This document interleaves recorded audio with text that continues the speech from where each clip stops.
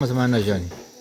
Entonces, lo que yo quiero compartirles es, está en el libro de Filemón. Así que quienes tienen Biblia, por favor, si podemos abrir nuestras Biblias y buscar el libro de Filemón, que es un libro del Nuevo Testamento, un libro muy pequeñito, que está después del libro de Tito, antes del libro de Hebreos, como para poder ubicar. Y este libro de Filemón narra un hecho que ha sido, que ha suscitado, ¿no? Es una carta que escribe el apóstol Pablo y se dirige a unos hermanos. Entonces, en el estudio que vamos a tener hoy, vamos a hacer un estudio que se llama inductivo, que nos va a llevar a analizar desde la observación, la interpretación y luego la aplicación práctica de esta enseñanza que vamos a tener el día de hoy. Así que les voy a pedir que, si ya tenemos el libro de Filemón, primero indicarles que esta es una de las cartas más breves del Nuevo Testamento, pero también una de las más profundas en cuanto a cómo relacionarnos entre hermanos. Entonces, en la enseñanza de hoy vamos a aprender cómo manejar ciertas circunstancias que pueden ocurrir dentro del pueblo cristiano, ¿sí? Entre nuestras relaciones interpersonales, cómo poder sanar ciertas circunstancias que pueden aparecer. Y esto es una enseñanza que aparece en la era cristiana, en la primera etapa de la era cristiana, con el apóstol Pablo como protagonista y con unos personajes que vamos a ir descubriendo quiénes son en el transcurso del estudio. Tenemos personajes como Filemón, como Onésimo, ¿sí? Que son personas que pertenecían a la iglesia de Colosas, ¿sí? A la ciudad de Colosas. Entonces, dicho esto, mis hermanos, este estudio se ha titulado Redimidos para reconciliar, así se llama, ¿ya? ¿Sí? Entonces vamos a empezar la lectura y de a poco, de la propia lectura y con la observación del texto, vamos a ir descubriendo, primeramente, si les he indicado que el apóstol Pablo es el que escribe la carta, vamos a leer el versículo 1. Y dice lo siguiente el versículo 1. Pablo, prisionero de Jesucristo y el hermano Timoteo, al amado Filemón, colaborador nuestro. Vamos a ir respondiendo ciertas preguntas para interactuar. ¿Desde dónde está escribiéndose esta carta, según la lectura? Vamos a leer nuevamente.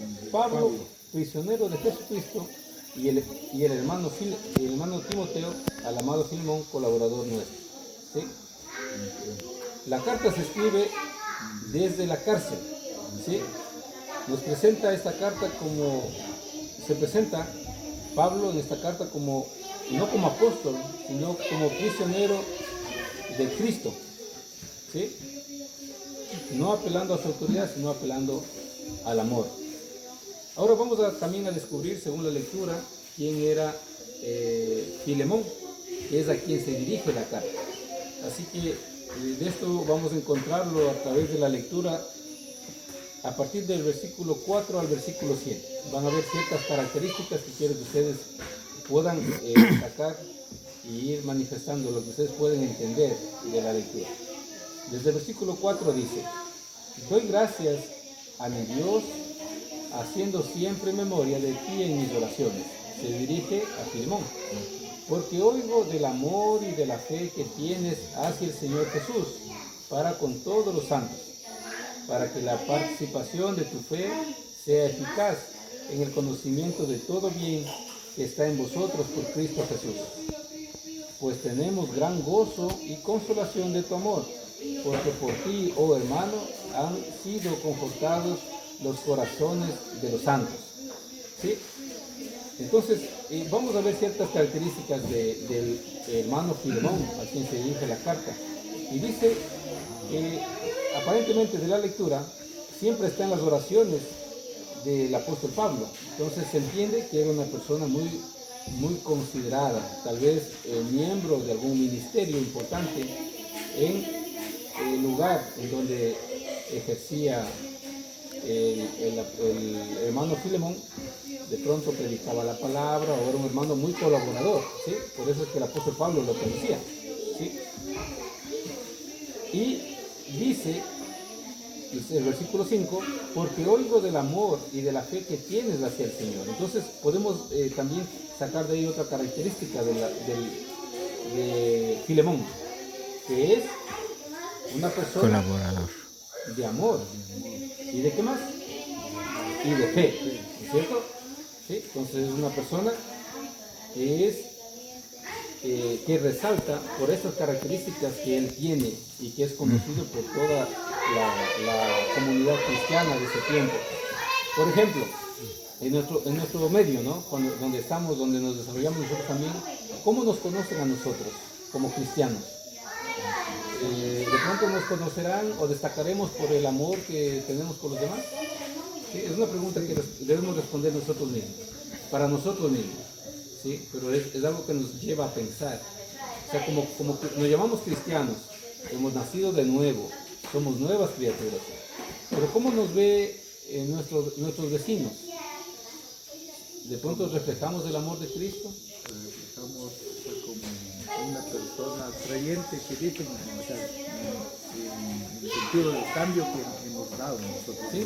De pronto hemos dejado el viejo hombre. Sí, el viejo hombre de la perdición y salimos a otra situación. Si las personas que nos rodean pueden dar testimonio de nosotros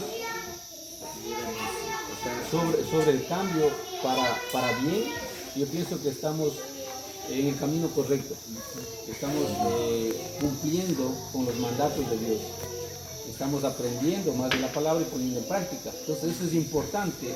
Si como cristianos, nuevos creyentes que son ustedes, la gente empieza a ver ese cambio y empieza a decir, no, pues, perdón que tome su nombre, hermano, que diga, el hermano ya está, se le ve diferente, ya no está tomando, o por ejemplo, diga de otros hermanos, dice, no, está correcto, por ejemplo, de Mateo, dice, no, es un joven obediente, ejemplo. Esas cosas nos hacen notar de que estamos nosotros también reflejando el amor de Cristo y también siendo hombres de fe o personas de fe. ¿Por qué? Porque al tener fe empezamos a cumplir también con los mandatos que tenemos de parte de Dios, ¿no es cierto? Entonces es importante ver ahora aquí lo que realmente resalta dentro de esta descripción de Filemón es el testimonio, ¿sí? Un hombre que es descrito que es reconocido por el amor y por la fe, por la influencia que tiene hacia otros hermanos. Entonces, eso es muy relevante y algo que da a conocer, más o menos nos muestra cómo era el hermano Filemón. ¿Sí? Muy bien. Pablo habla de la fe y el amor, menciona cómo su vida ha refrescado a los creyentes, le está preparando el corazón para una petición difícil. Recuerden que esta es una carta, ¿sí? Una carta que envió el apóstol Pablo y que recibió Filemón y está leyendo lo que dice. Empieza con un saludo, luego va ya resaltando lo importante que es esa persona para el pueblo cristiano, como las referencias que tiene el apóstol Pablo de Filemón, pero también se prepara para hacer una petición, ¿sí? Y ustedes van a ir entendiendo a medida que vamos a ir estudiando.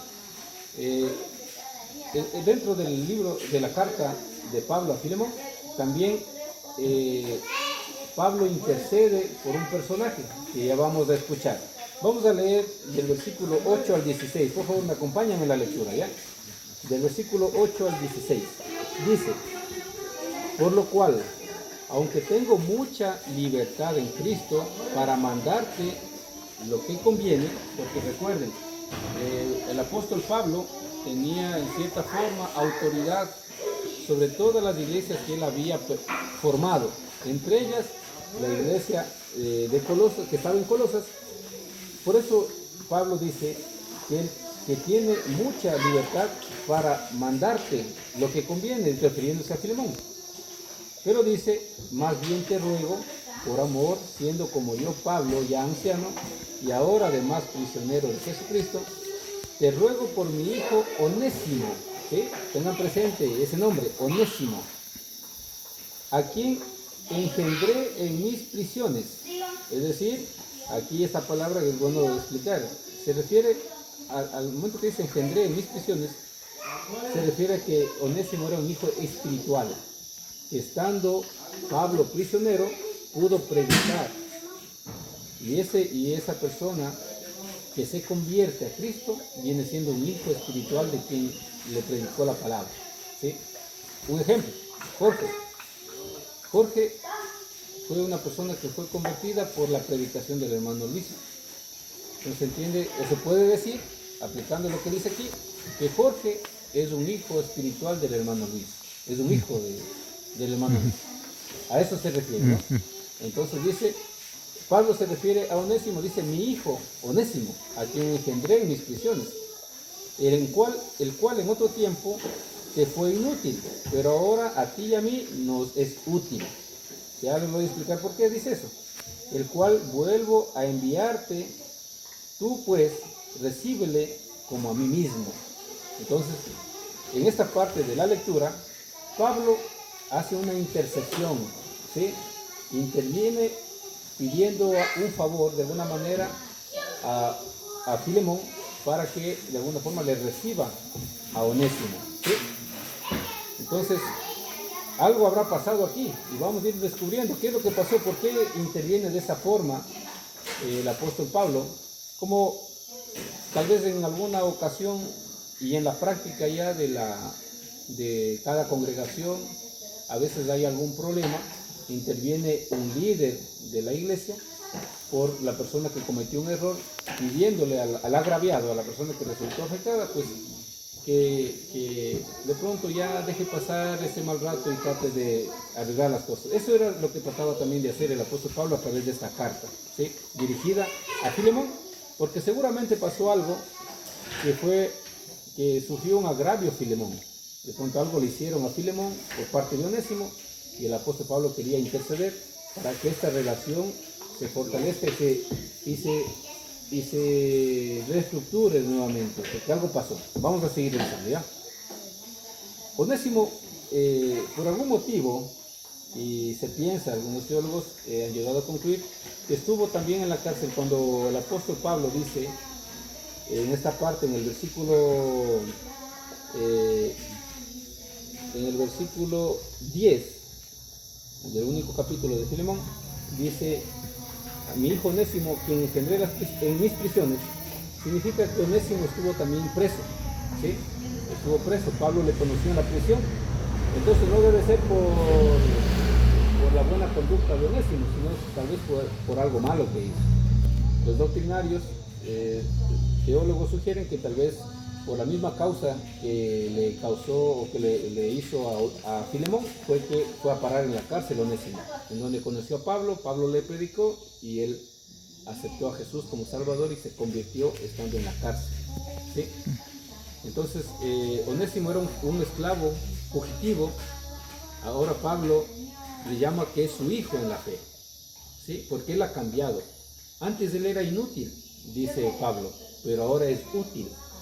Es una nueva criatura, como todos aquí que estamos, somos nuevas criaturas, los que hemos aceptado a Cristo como nuestro Salvador, ¿sí? Somos transformados, se nos da una oportunidad y tal vez no éramos útiles para la obra, pero ahora ya somos útiles para la obra, porque empezamos a tener un conocimiento de Jesucristo, ¿sí? También en esta cita que leímos, Pablo no obliga a Filemón a perdonar, sino que le ruega por amor, ¿sí? Así dice el versículo 9, en el que dice, más bien te ruego por amor, ¿sí? Porque Pablo supuestamente Pablo tenía la suficiente influencia sobre Filemón para decirle, mira, perdónale, pero no, le dice por amor, ¿sí? Y le ruega, ¿sí? Y le pide que le reciba ya no como esclavo, lo cual también nos da una pauta de la lectura, nos da una pauta que tal vez Onésimo era esclavo antes de Filemón.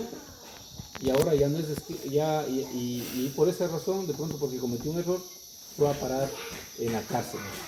Pero, ¿qué le pide Pablo en este caso a Filemón? A ver, vamos a verlo en el versículo 16. Más adelante ya lo vamos a ver. En el versículo 16 dice, ya no como esclavo, sino como. ¿Pueden leer el 16? Ya no como esclavo, sino más que esclavo, como hermano amado, mayormente para mí, pero cuanto más para ti, tanto en la carne como en el Señor. Entonces, ¿qué le pide en este caso? Que sea recibido ya no como esclavo, sino como un hermano amado, ¿sí? Porque recordemos que aquí Onésimo ya se había convertido, ¿ya? Así es. Ahora vamos a ver también por qué Pablo se ofrece a pagar una deuda. Y vamos a leer a partir del versículo 17 al 19 lo que dice. El 17 dice, así que si me tienes por compañero, recíbele como a mí mismo. Y si en algo te ha dañado o te debe, ponlo a mi cuenta. Yo, Pablo, lo escribo de mi mano, yo lo pagaré, por no decirte que aún tú mismo me debes también. Asimismo tú me debes también. Entonces, ahora podemos entender un poco más completo el cuadro, ¿sí? Vamos de a poco descubriendo qué es lo que pasó, pero ahora vemos que había bien una situación que pasó, que Onésimo tal vez robó a Filemón, por ese motivo fue a parar en la cárcel, recordando que Onésimo fue tal vez un esclavo que tenía a Filemón. Recordemos que antes, en el tiempo antiguo, había la posibilidad de que las personas que tenían posibilidades económicas tengan esclavos, que son sirvientes. Esas personas no recibían una remuneración, un sueldo, y tenían que servir sin un pago, ¿sí? Y ser fieles. Incluso los hijos de esos siervos, de esos esclavos, pasaban a ser patrimonio del dueño, como esclavo mismo, ¿ya? Por eso, lo que dice aquí, que este esclavo de Filemón tuvo la osadía tal vez de robarle en algo, y por ese motivo fue a la cárcel, ¿sí? Y ya, como digo, completando el cuadro, en la cárcel conoció al apóstol Pablo, Pablo le predicó y Onésimo entregó su vida a Cristo y se convirtió.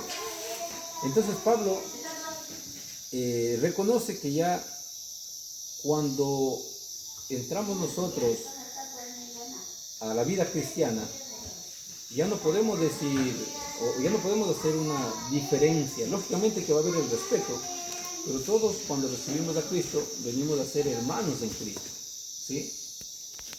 Entonces es algo que quiere Pablo dar a conocer a Filemón y le dice con claridad, si te ha hecho algún daño o te debe algo, ponlo a mi cuenta. Pablo se pone al frente y en defensa de Onésimo se ofrece a pagar cualquier deuda o cualquier cosa que tenga Filemón en contra de Onésimo. Y aquí vemos una parte de lo que se llama también el Evangelio de la intercesión, de la sustitución. Bueno, pero lo principal y de la lectura simple y de lo que se puede entender es lo que habíamos visto. Entonces, en resumen, resumiendo esta primera parte que es de la observación de la lectura simple, podemos entender que Pablo escribe la cárcel desde la prisión, ¿no es cierto?, a un hermano en Cristo que se llamaba, ¿cómo se llamaba ese hermano? Filemón. E intercede por otro personaje que ahora también ya es hermano en Cristo. ¿Qué nombre es ese hermano? Onésimo, ¿sí? Por él intercede. Y la carta es precisamente solamente para eso. Si ustedes se dan cuenta, la carta no tiene otro propósito, sino que interceder por Onésimo, para conseguir que Filemón borre las cuentas que tenía Filemón en contra de Onésimo. Y de ser posible, el apóstol Pablo mismo asumir cualquier deuda, cualquier falta que haya cometido y saldar. ¿Cuál es el propósito de esto? Buscar qué podría suceder en nuestros tiempos si hubiera un malestar de un hermano que me causó un perjuicio, o por ejemplo a usted, que le causó a usted un perjuicio, y viene alguien que está dirigiendo, como el hermano Luis, y interviene, y dice, vea hermano, el hermano le causó un agravio, pero yo le pago. ¿Cuál es el propósito? ¿Qué buscaría? Decirle para otra vez Como una reconciliación, ¿no es cierto? claro. A eso buscaría, ¿ya? Y más o menos ese es el propósito. Y vamos a ver ahora lo que podemos interpretar de esta lectura, que es una carta, que ya hemos entendido cómo es, en qué contexto se da, pero vamos a interpretarla y tratar de adaptar a estos tiempos. ¿Cuál es la enseñanza que tiene Dios a través de la carta de Filemón para nosotros, para nuestras vidas prácticas? ¿Sí? Hay algo que ahí quiero, antes de continuar, que quiero que podamos nosotros saber. ¿Por qué es importante? Sé que somos ya, ustedes ya son nuevos creyentes y estamos ya encaminados para crecer y ir madurando espiritualmente, conociendo más de la palabra, ir estudiando.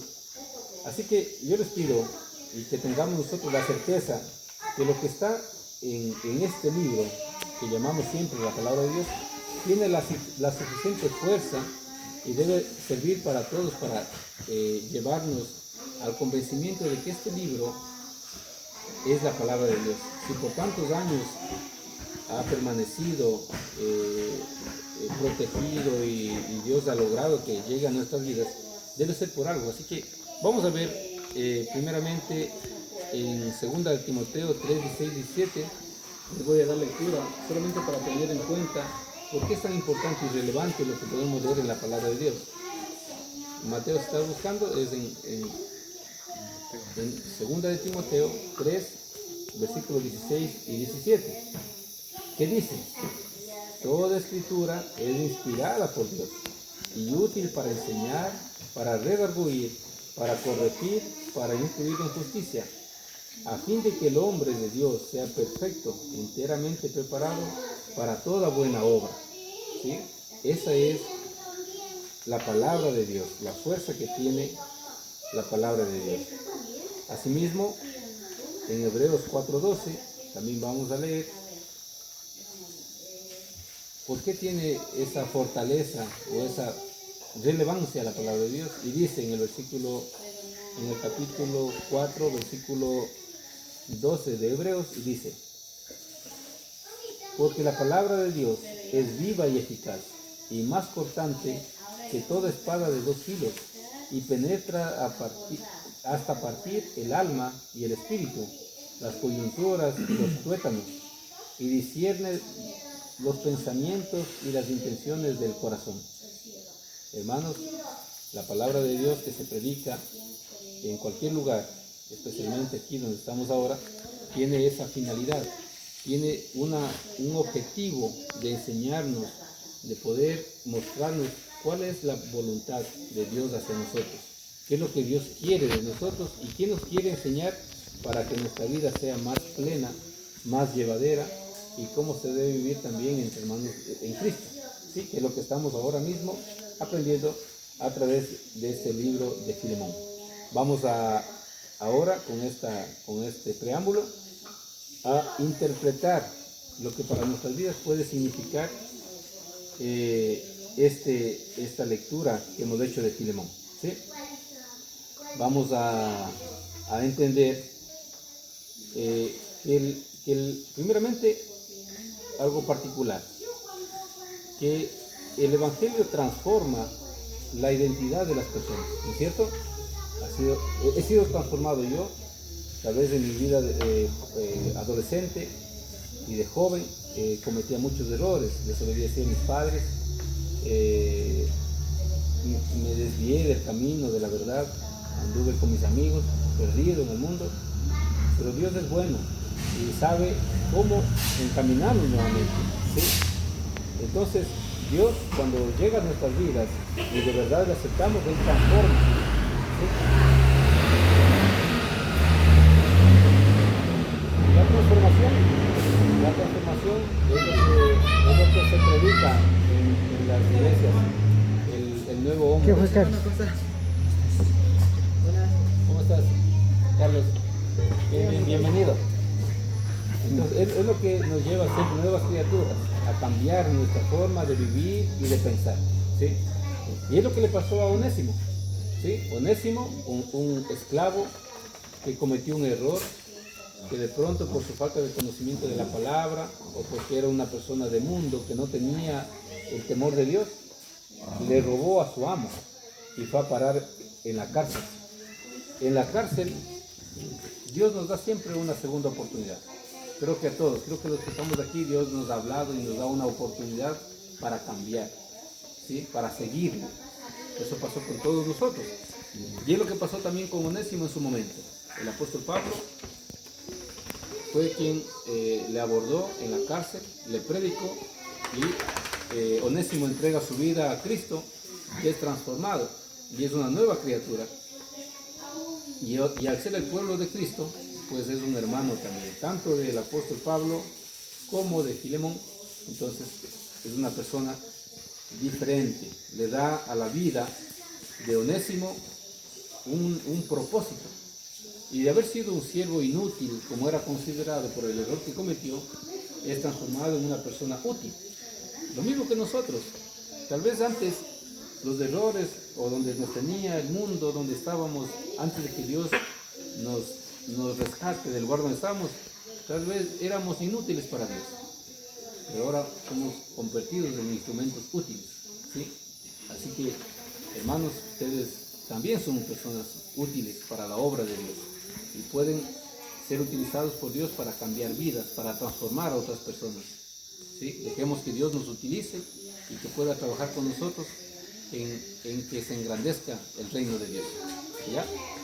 ¿Qué otra cosa se puede interpretar de la lectura que hemos tenido de la palabra de Dios? Que el amor del cristiano busca una reconciliación, ¿sí?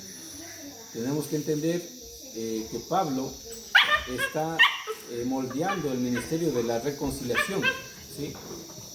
¿Cómo le insta a Filemón? No a la fuerza, sino que le ruega que por el amor, porque Filemón es un cristiano ya más antiguo, ¿sí? Onésimo es recién convertido, pero Filemón ya trabaja en el ministerio, ¿no es cierto? De la lectura, él ya es conocido por los hermanos y los hermanos hablan bien del amor y de la fe que él tiene. Por eso el apóstol Pablo se atreve y intercede por Onésimo basándose en la madurez que puede tener Filemón. Yo pienso que la madurez también que tenemos que tener cada uno de nosotros. A medida que vamos creciendo en el conocimiento de la palabra, tenemos que ir madurando también. Y no caer o evitar que cualquier tipo de rencilla provoque nuestro alejamiento de Cristo, porque es también lo que pasa con la falta de madurez espiritual. Cualquier cosita pequeña que de pronto un hermano hizo en mi contra, yo ya no le puedo perdonar, ¿sí? Entonces, Filemón, al permitirse recibir a Onésimo, a pesar de lo que pasó, está fomentando a través de Pablo la reconciliación, ¿sí? Para que los hermanos en Cristo puedan reconciliarse. Yo pienso que eso aplica en todas las vidas de los cristianos. Lo que nos decimos ser cristianos y tenemos temor de Dios, tenemos que también aplicar este ministerio de la reconciliación. No podemos permanecer enojados con el hermano, ¿sí? Tenemos que buscar el perdón en nuestras relaciones interpersonales, no solamente tal vez con los cristianos, tal vez con todos los demás. Es la forma que al ser cristianos nos decimos seguidores de Cristo, tenemos que imitar la figura o cómo Cristo era, ¿ya? Y también que la gracia supera las barreras sociales, ¿sí? Recordemos quién era Onésimo, un esclavo. ¿Quién era Filemón? El amo. Entonces son diferencias sociales, ¿no? El esclavo era el peldaño más bajo de la sociedad, ¿sí? Era lo último. El amo tenía una escala social más alta. Cuando aceptamos a Cristo, no podemos decirnos, yo soy abogado y el otro es un campesino y tratarle de menos. No puede ser. ¿Sí?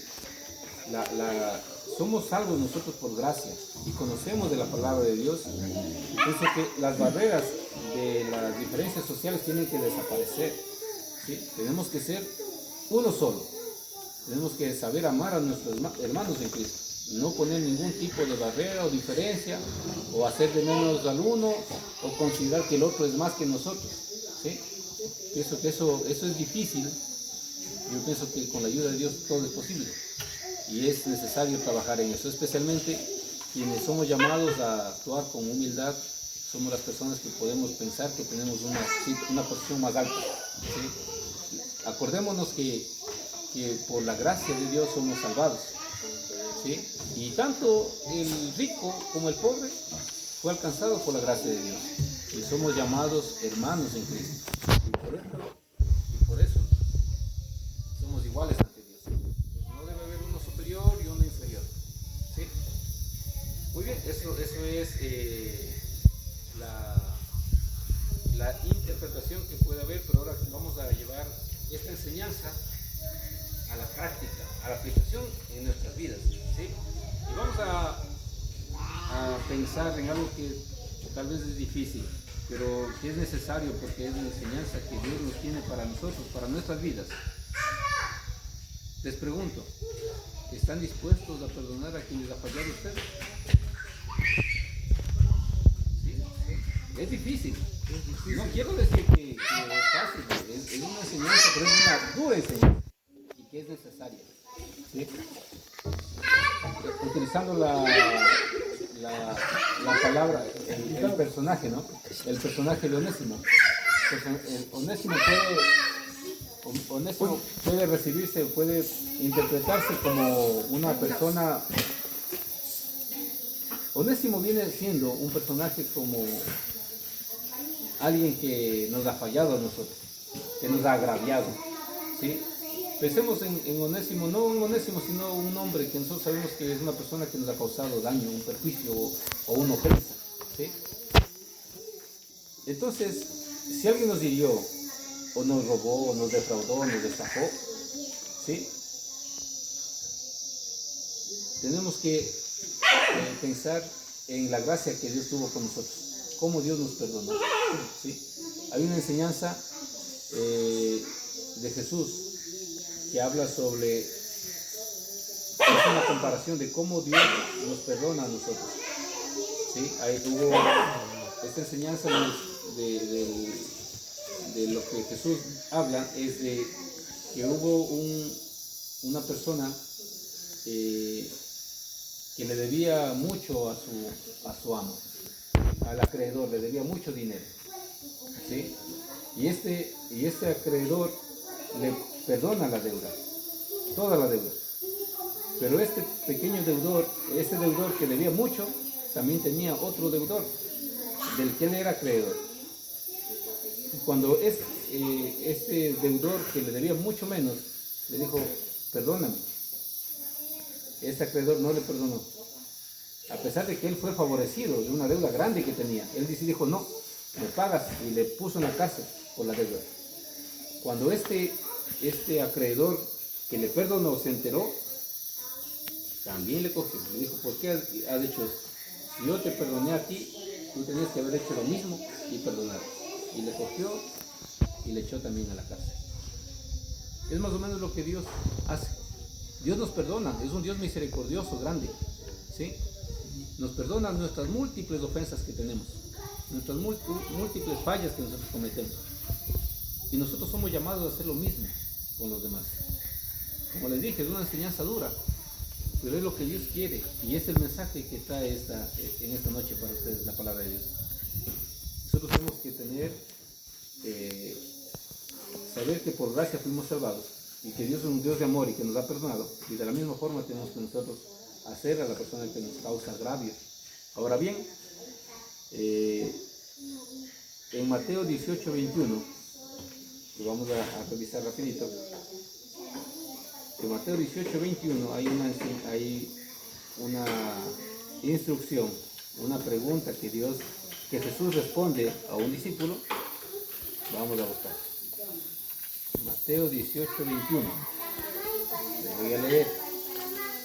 Dice, entonces se acercó Pedro y le dijo, Señor, ¿cuántas veces perdonaré a mi hermano que peque contra mí? ¿Hasta 7? Le pregunta Pedro a Jesús. Pero Jesús le dice, no te digo hasta 7, sino aún hasta 70 veces 7. Este versículo que habla del perdón, de alguna forma nos da la pauta de que no hay límite de las veces que tenemos que perdonar a quienes nos causan alguna ofensa. ¿Sí? Tenemos que estar abiertos al perdón. El perdón es una de las formas de poder nosotros librarnos de una carga, el perdonar a quien nos causa grave. Pero también debemos saber que no es que a veces las personas o el mundo puede darnos un mensaje equivocado, puede decir no, si te vienen y te hacen algo, se burlan de ti o te causan algún perjuicio y tú perdonas, eres un tonto. Pero yo pienso que no es así. Y vamos a leer en Proverbios 19:11. Proverbios 19:11 nos da una pequeña enseñanza. Recuerden que Proverbios fue escrito por el hombre muy sabio. ¿Saben quién es? ¿Quién escribió Proverbios? Salmón. El sabio rey Salomón, ¿cierto? Y él en Proverbios 19:11 nos da una pequeña pauta de lo que él en su sabiduría consideró que era lo correcto y que era sabio también. 19:11 dice, la cordura del hombre detiene su furor y su honra es pasar por alto la ofensa. ¿Sí? En otras palabras, el hombre sabio pasa por alto la ofensa. ¿Sí? Hay muchas cosas que tal vez, por ejemplo, el hecho de que nos insulten, por ejemplo, alguien está vivando, tomando por ahí trago y nos insulta, no tenemos que caer en la provocación, dile a caer a puñetes porque nos insultó. Tenemos que actuar sabiamente y pasar por alto la ofensa. ¿Sí? Es una de las formas también de mantener nuestro buen testimonio, de saber vivir de forma piadosa y aplicando lo que hemos aprendido. ¿Sí? Entonces, asimismo, si una persona, poniendo un poco más en práctica lo que hemos estudiado hoy, si una persona, como el caso de Onésimo, cuando no era creyente, nos causó un agravio, o nos estafó, nos perjudicó, pero luego se convierte a Cristo, ¿sí? Tenemos que también saber recibirle y perdonar las ofensas que nos haya causado. Eso, la intención o la idea es el mensaje nos enseña que podemos vivir de una forma justa, piadosa, con los hermanos que son nuevos en Cristo, que tal vez en su vida anterior cometieron muchos errores, pero ahora son nueva criatura y tenemos que nosotros ayudarles a sus hermanos para que también aprendan a vivir como Dios nos manda a vivir. ¿Sí? Ahora también, habiendo ya crecido espiritualmente en nuestra vida personal, ¿estamos dispuestos nosotros a interceder como Pablo lo hizo? Podríamos nosotros de pronto, como les explicaba antes, si de pronto aquí dentro de esta congregación, de esta iglesia que se reúne en el hermano Galo, hubiera alguien que ofende, por ejemplo, a Jorge, el hermano que tiene más experiencia, digamos, usted interceder y tratar de buscar la reconciliación. Eso también es la enseñanza que tenemos en esta noche. Es lo que tenemos que tratar de hacer. No permitir que el problema crezca, sino buscar una pronta solución, basado en la palabra, basado en algún ejemplo claro que ya nos deja el libro de Filemón, y poder poner en práctica también para que la reconciliación se dé lo más pronto y no permitamos que este problema desencadene en un mayor perjuicio. Tenemos que ser prontos en actuar y con sabiduría. ¿Sí? En vez de juzgar, lo que tenemos que es ponernos en el lugar del otro y poder actuar inmediatamente. ¿Sí? Ahora, dentro de los hermanos que estamos aquí, vemos a los demás como hermanos en Cristo, o vemos con una mirada despectiva, yo soy mayor, superior que el otro. Eso también es una enseñanza que tenemos para hoy. Tenemos que ver a todos como hermanos, con amor. Todos somos iguales ante los ojos de Dios. Y la superioridad a veces la pone el egoísmo que está en nosotros, a veces encarnado todavía el viejo hombre. Tenemos que tratar de despojarnos del viejo hombre y tratar de ver a las personas de una forma con los ojos de Cristo, con amor y como iguales, para poder aceptar. Es lo que Dios quiere para nosotros. Entonces, esta enseñanza, mis hermanos, que la he traído el día de hoy, espero que sea práctica para la vida nuestra, para la vida también de la iglesia de aquí, de La Encañada, podamos poner en práctica, podamos seguir creciendo y madurando cada vez más en el conocimiento y en el amor en Cristo. Así que mis hermanos, esta enseñanza les dejo, que Dios les bendiga, pues, y que sigan adelante y que esta iglesia siga teniendo más miembros y lo poco o lo mucho que han podido aprender, pues poner en práctica y todo sea para el crecimiento de la obra y el engrandecimiento del reino de Dios en la tierra. Así que, mis hermanos, gracias. Hasta aquí en la palabra de Dios. Amén. 41. ¡Ay!